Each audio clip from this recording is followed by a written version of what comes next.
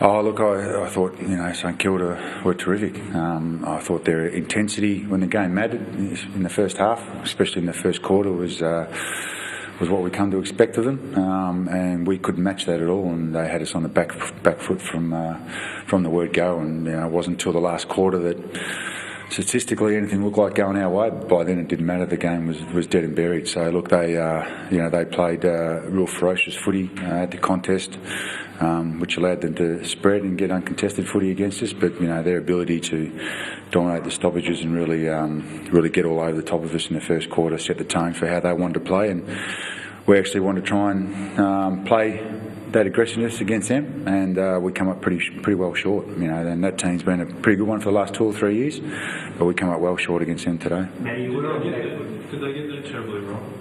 More aggressive towards the man rather than aggressive towards I missed the first one. I couldn't tell the first free kick there. I didn't think so. I still thought, we had a crack at the wire. I think we really took it off at the men too much, apart from the first one, if that was there. But they were just able to beat us inside, which has been a common theme for us for quarters, for periods of games. And, over the last month, I thought our ability to stick to that has been pretty good.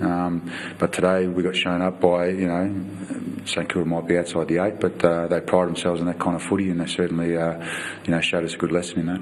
Did that sort of suck the air out of the lungs a little bit, like that decision before? Look, if you're losing a game or your conference or whatever goes because of the first goal before the siren sounded, well, you're going to be in trouble. It's a long game, AFL footy. It's 4 quarters, and the sooner we start realising that's what it's going to take for us to be a good team, the better we're going to be. So, we got exposed in quite a few areas, but we've got our young players who got some great lessons from some very good plays in those areas, so we can learn from that. But I was disappointed with our intensity around the ball. Matthew, a lot of the supporters would have focused on Chad Collins's performance. How did you see it? Oh, look, we had a few players who, I thought probably won their spots. I thought, Chad had a role in Fisher. Kept him a pretty low possession count, and gave us a contest when it was needed down there. I thought Hamish Hartlett showed some poise and showed some of his ball movement, what he can do.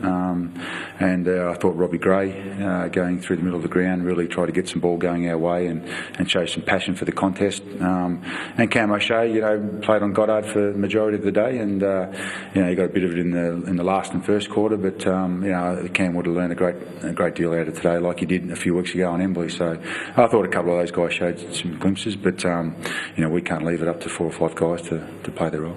Matthew, the transplant has given you some encouragement that you're making progress. What did today do for you? It put us on the back foot a little bit, but what it does, Ruch, is I think it also gives us encouragement of this is the team. They do have some young players going around, no doubt, but it gives us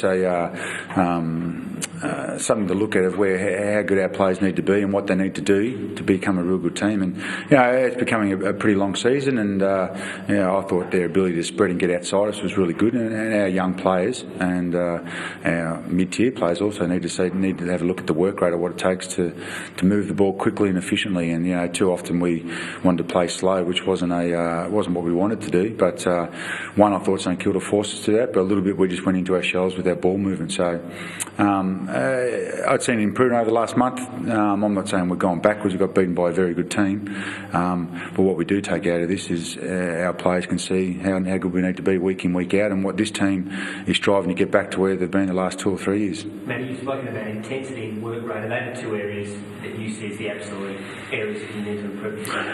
Yeah, it is. Look, it's a real simple game. I even heard Geelong talk about it. What got them back in the game. We won the ball and got it forward against West Coast in the second half. That's what it comes down to. And for some reason last year, towards the end of the year, we were able to win the contested ball, win clearances and get it going on our terms. And too often this year we haven't been able to do that on a consistent basis, and it puts a lot of stress on our back line and some of our younger players through our midfield. And at the moment we're not holding up to that at all. And good teams are able to lose the contested ball and able to handle the pressure coming from the opposition. And we aren't. We did that for 10 or 15 minutes and then would open up and get 3 goals scored against, and then be able to hold up a little bit more. So we've got lots of lessons to learn, but we'll keep persevering with what we've got. And Jackson, hopefully only just a bruise.